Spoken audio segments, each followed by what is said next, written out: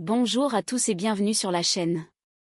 Aujourd'hui, on se retrouve pour un épisode de Plus belle la vie, encore plus belle qui marque un véritable point de bascule dans la série. Un épisode lourd, oppressant, où l'angoisse ne cesse de monter et où chaque scène donne l'impression que le pire est désormais possible. La disparition de Martín Torres n'est plus un simple sujet d'inquiétude. Elle devient une menace réelle, presque imminente, qui plane sur tous les personnages. Plus les heures passent, plus l'espoir s'effrite. Ce silence autour de Martín n'a rien de rassurant. Il devient assourdissant. Et pendant que la peur s'installe, Luna s'enfonce dans une détresse profonde, rongée par la culpabilité, par les regrets, par la crainte d'avoir perdu son petit-fils à jamais. Son combat désespéré pour le retrouver contraste violemment avec l'ombre grandissante qui entoure cette affaire. En parallèle, l'enquête prend une tournure nettement plus sombre. Ce qui semblait encore flou devient brutalement concret. Un corps est découvert. Une scène de crime glaçante. Puis un nom, un visage, une histoire brisée. Et surtout, une révélation terrifiante qui relie directement Martín à un homicide d'une extrême violence. À cet instant précis, tout change. L'intrigue quitte définitivement le terrain du doute pour entrer dans celui du danger absolu. Dans cet épisode, la série franchit un cap. L'enquête menée par Idriss et Stanislas devient une véritable course contre la montre. Chaque indice découvert rapproche la vérité, mais accentue aussi la peur. Car plus ils avancent, plus une question obsède. Martín est-il encore en vie? Et s'il l'est, pour combien de temps encore? Dans cette vidéo, nous allons revenir en profondeur sur cette intrigue centrale, analyser la montée dramatique parfaitement maîtrisée, décrypter les révélations clés et comprendre pourquoi cet épisode s'impose comme l'un des plus sombres et des plus marquants de Plus belle la vie, encore plus belle. Une affaire où la frontière entre espoir et tragédie est plus mince que jamais, et où chaque minute peut faire basculer le destin des personnages. Installez-vous bien, car ce qui se joue ici dépasse largement une simple enquête. C'est une plongée brutale dans la peur, la culpabilité et l'urgence, et rien ne garantit que tout le monde en sortira indemne. Dans le prochain épisode de Plus belle la vie, encore plus belle, l'angoisse atteint un seuil presque insoutenable et l'intrigue bascule clairement dans une zone beaucoup plus sombre, plus oppressante. La disparition de Martín Torres ne ressemble plus à une simple fugue impulsive. Le temps s'étire, les heures s'accumulent, et chaque minute sans nouvelles renforce la crainte d'un drame irréversible. Peu à peu, l'espoir cède la place à une peur sourde, diffuse, qui s'installe durablement chez ceux qui l'attendent. Face à ce silence inquiétant, Luna refuse de rester passive. Elle se raccroche à ce qu'elle peut encore faire, à ce qui lui donne l'illusion d'agir contre l'inéluctable. Portée par un mélange fragile d'espoir et de panique grandissante, elle décide de placarder des affiches dans toute la ville. Chaque mur, chaque vitrine, chaque recoin de Marseille devient un cri muet, un appel désespéré lancé à l'inconnu. Sur ces photos, le visage de Martín semble figé, presque irréel, comme suspendu hors du temps depuis sa fuite. Ce regard imprimé sur le papier devient le symbole de son absence. Luna parcourt la ville sans relâche, animée par une obstination presque douloureuse. C'est pas la porte d'un quartier à l'autre, mais son corps commence à trahir l'épuisement. La fatigue se lit dans ses traits, dans ses gestes de plus en plus lents, dans ce regard chargé d'une peur qu'elle n'arrive plus à dissimuler. Chaque affiche collée est un acte d'amour, mais aussi une blessure supplémentaire, car elle rappelle que Martín n'est toujours pas rentré. Au fil des heures, l'angoisse finit par la rattraper. Elle ne parvient plus à faire semblant. En larmes, elle se confie à Thomas. Sa voix se brise lorsqu'elle avoue ce qu'elle n'osait pas formuler jusque-là. Elle commence à perdre espoir. L'idée que Martín puisse ne jamais revenir, qu'il puisse être en danger de mort, s'impose peu à peu à son esprit. Cette pensée la plonge dans un désespoir profond, presque paralysant. Pour Luna, l'attente devient une véritable torture mentale, une succession de scénarios terrifiants qu'elle n'arrive plus à chasser. La culpabilité l'envahit. Elle repasse sans cesse le fil des derniers événements. La dispute, la gifle, les mots échangés trop violemment. Chaque souvenir devient un poids écrasant, une source de regret qui alimente sa peur. Elle se demande si tout aurait pu être évité, si une parole différente, un geste de plus, aurait pu empêcher cette disparition. Cette culpabilité la ronge de l'intérieur, la laissant seule face à ses remords. Pendant ce temps, au commissariat, l'atmosphère est tout aussi lourde, presque étouffante. Patrick Nebou convoque Idriss et Stanislas pour leur annoncer une nouvelle glaçante. Un corps a été retrouvé. Peu de détails sont donnés, mais la gravité de l'information se suffit à elle-même. Le silence qui s'installe après cette annonce est lourd de sens. Personne n'ose poser la question qui brûle les lèvres. Pourtant, une idée s'impose immédiatement, sans être prononcée. Et si ce corps était celui de Martin?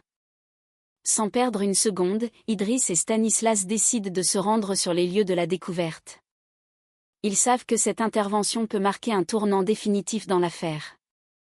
Chaque pas vers la scène de crime rapproche la vérité, mais aussi le pire. Pour Idriss, déjà fragilisé par les événements récents, l'angoisse est double. Il redoute autant la confirmation d'un drame que les conséquences humaines et émotionnelles que cela aurait pour Luna, déjà à bout, et pour lui-même, encore marqué par les accusations passées. Cet épisode installe un climat de peur et d'urgence particulièrement efficace. L'espoir de retrouver Martin sain et sauf s'amenuise à mesure que l'enquête progresse, tandis que la menace d'une issue tragique se rapproche dangereusement. Entre la détresse de Luna, l'attente insoutenable et cette macabre découverte qui plane comme une ombre, Plus belle la vie, encore plus belle s'enfonce dans une intrigue haletante, où chaque minute compte et où le destin des personnages semble pouvoir basculer à tout instant. Sur les lieux de la macabre découverte dans Plus belle la vie, encore plus belle, la tension atteint un niveau extrême. L'atmosphère est lourde, presque irrespirable, comme si le drame imprégnait chaque parcelle du décor. Charlotte accueille Idriss et Stanislas avec une fermeté inflexible. D'emblée, elle pose un cadre strict. L'accès à la scène de crime leur est interdit. Les procédures doivent être respectées à la lettre. Rien ne doit être altéré, rien ne doit être compromis tant que les premières constatations médico-légales ne sont pas achevées. Cette rigueur accentue encore le sentiment d'urgence et d'impuissance chez les enquêteurs. Même sans les laisser approcher, Charlotte accepte toutefois de leur transmettre des informations essentielles. Ces mots tombent comme des coups de massue. La victime serait âgée d'environ 15 à 20 ans. Ce simple détail suffit à glacer instantanément le sang d'Idriss et de Stanislas. L'écart d'âge est mince, trop mince pour être rassurant. Puis vient la précision la plus insoutenable. La mort a été causée par un violent coup de pelle porté à la tête. La brutalité du geste ne laisse aucune place au doute. Il ne s'agit ni d'un accident ni d'un concours de circonstances tragiques, mais bien d'un homicide d'une violence extrême. Ces éléments font naître une peur sourde, presque paralysante. L'âge de la victime correspond dangereusement à celui de Martin Torres, toujours porté disparu. Pour Idriss, déjà éprouvé par les événements récents et par la pression accumulée, l'angoisse devient difficile à contenir.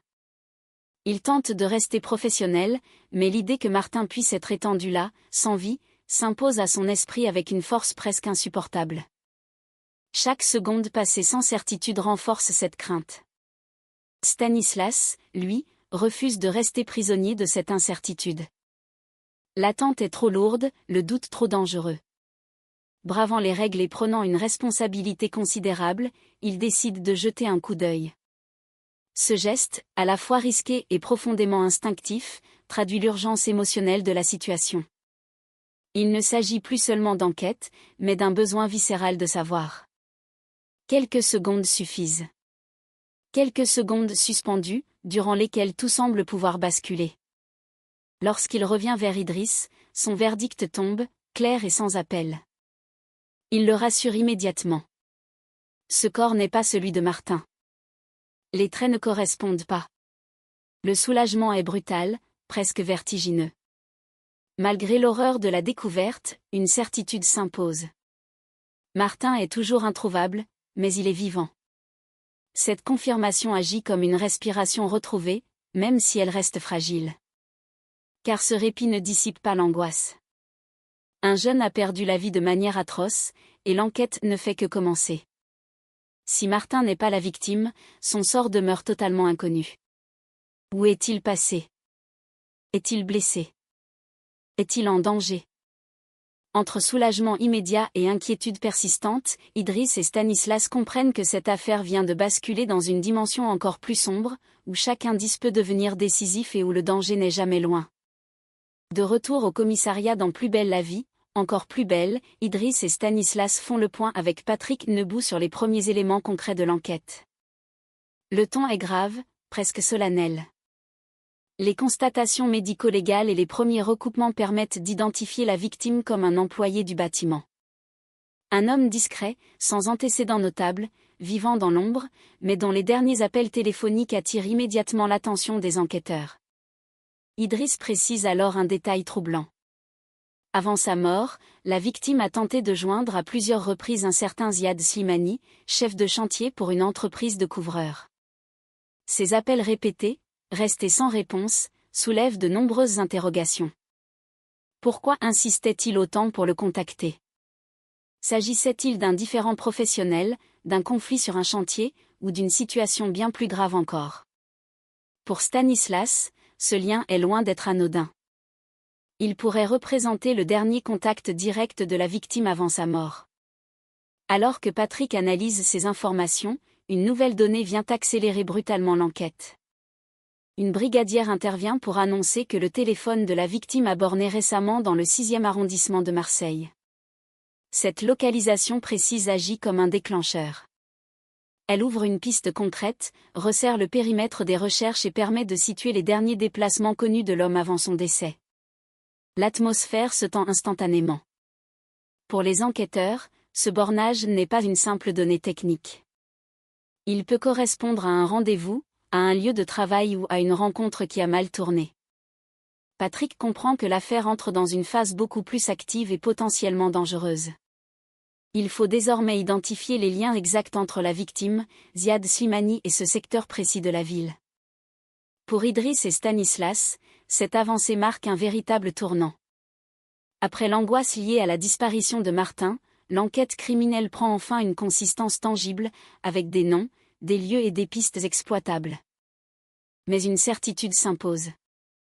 Plus ils avancent, plus cette affaire se révèle complexe, et plus le sentiment que d'autres vérités, plus sombres encore, restent enfouies sous la surface devient impossible à ignorer.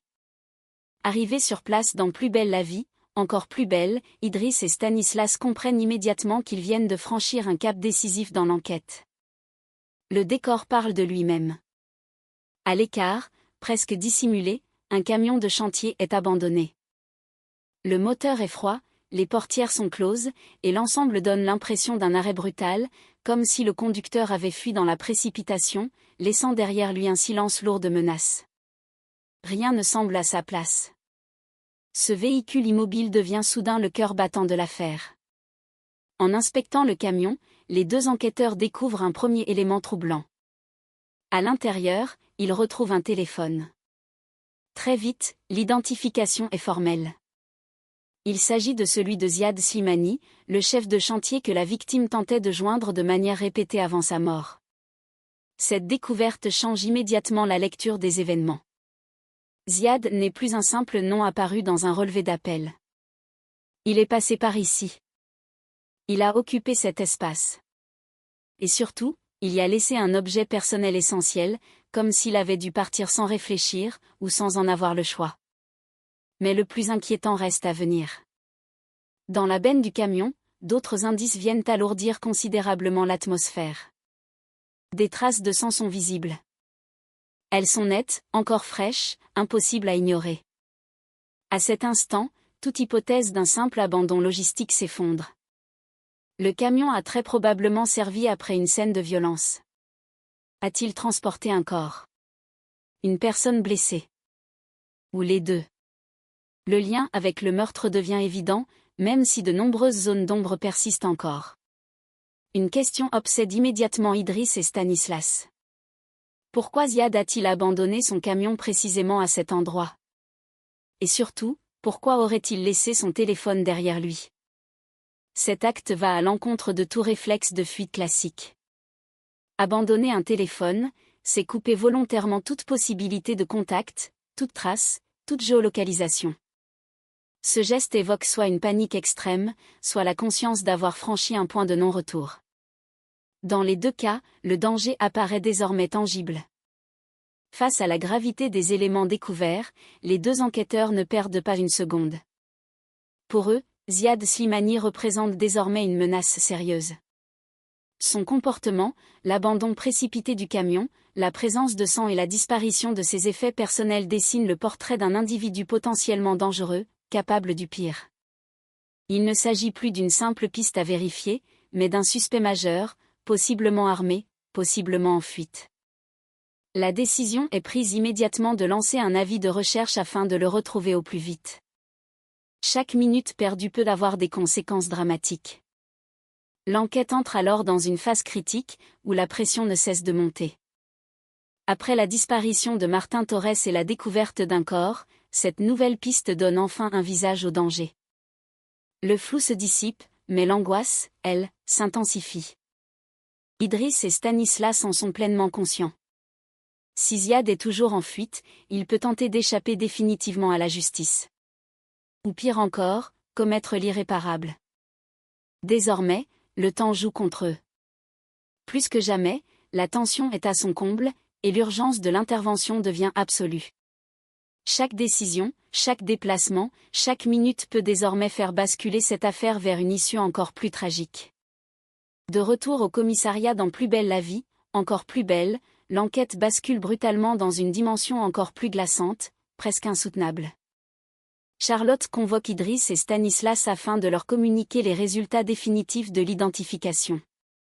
Dès leur arrivée, ils comprennent que ce moment est crucial. Le visage de Charlotte est fermé, grave, marqué par le poids de ce qu'elle s'apprête à révéler. Le silence qui précède ces paroles est lourd, presque oppressant, comme si l'air lui-même s'était figé. La victime retrouvée est désormais formellement identifiée.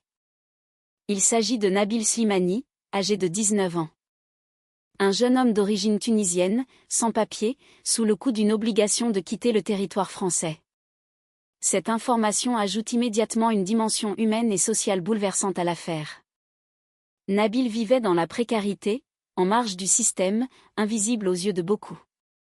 Son existence fragile, faite de survie et d'incertitude, rend sa mort d'autant plus tragique.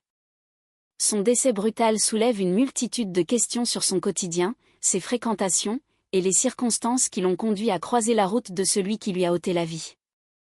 Mais ce premier choc n'est qu'un prélude. La révélation la plus terrifiante reste à venir. Charlotte marque une pause, comme pour laisser à ses interlocuteurs le temps de respirer, puis annonce que les analyses du sang retrouvé dans la benne du camion abandonné sont formelles. Ces traces ne correspondent pas à la victime. Elles appartiennent à un adolescent bien connu des enquêteurs. Le sang est celui de Martin Torres. L'impact est immédiat, violent. Idriss et Stanislas comprennent, en une fraction de seconde, que l'affaire vient de franchir un seuil irréversible. Martin, porté disparu depuis sa fuite, n'a pas simplement disparu. Il a été blessé. Il s'est trouvé au même endroit que Nabil, au même moment ou presque. Son sang, retrouvé dans la benne du camion, établit un lien direct entre sa disparition et un homicide d'une extrême violence. À cet instant précis, l'hypothèse rassurante d'une simple fugue s'effondre totalement. Il n'y a plus de place pour l'illusion. Cette révélation fait naître une inquiétude majeure, presque paralysante. Martin est-il une victime collatérale? A-t-il assisté au meurtre de Nabil? A-t-il tenté de fuir avant d'être rattrapé? A-t-il été agressé à son tour, ou pire encore, enlevé? Chaque scénario envisagé est plus angoissant que le précédent. L'absence de réponse rend la situation insoutenable. Pour Idriss, cette nouvelle réveille une culpabilité sourde, profondément enfouie. Malgré son innocence désormais reconnue, il a le sentiment d'être rattrapé par le destin de cet adolescent qui n'a cessé de faire basculer sa vie, comme si cette affaire refusait de le laisser indemne. À partir de cet instant, l'enquête change radicalement de priorité. Il ne s'agit plus seulement de retrouver un suspect en fuite et d'élucider un meurtre. Il s'agit désormais de retrouver un mineur potentiellement en danger de mort. Chaque minute devient cruciale.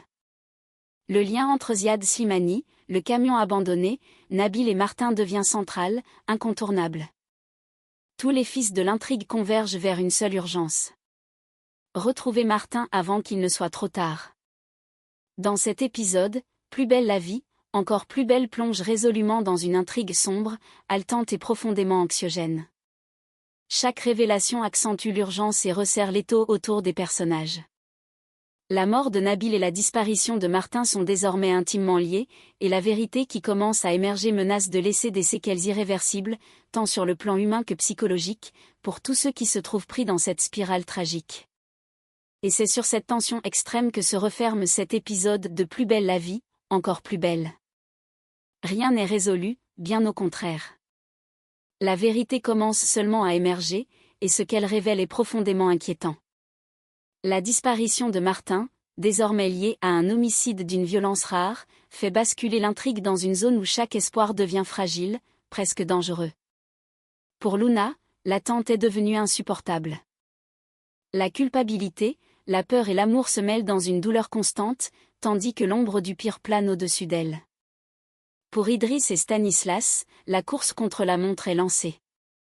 Chaque indice compte, chaque minute perdue peut coûter la vie à un adolescent qui, quoi qu'il ait fait, reste en danger. Quant à Ziad, désormais au cœur de toutes les suspicions, il incarne une menace invisible, imprévisible, prête à frapper à nouveau. Cet épisode ne se contente pas de raconter une enquête. Il explore la peur brute, celle qui ronge, celle qui empêche de respirer, celle qui force les personnages à se confronter à leurs limites. Plus belle la vie, encore plus belle n'offre ici aucune facilité, aucun répit. La tension ne retombe pas. Elle s'installe, durablement, et laisse présager des conséquences lourdes, irréversibles. Alors une question demeure, obsédante. Martin est-il encore en vie, et si oui, jusqu'à quand? La vérité arrivera, mais à quel prix? Si vous pensez que le pire est déjà derrière eux, détrompez-vous. Le plus dangereux n'est peut-être pas encore arrivé. Merci d'avoir suivi cette analyse. Si vous voulez la suite de cette intrigue haletante, si vous voulez comprendre comment cette affaire va bouleverser durablement les personnages, n'hésitez pas à rester avec nous. Car dans Plus belle la vie, encore plus belle, quand tout semble perdu, le destin peut encore frapper là où on ne l'attend pas.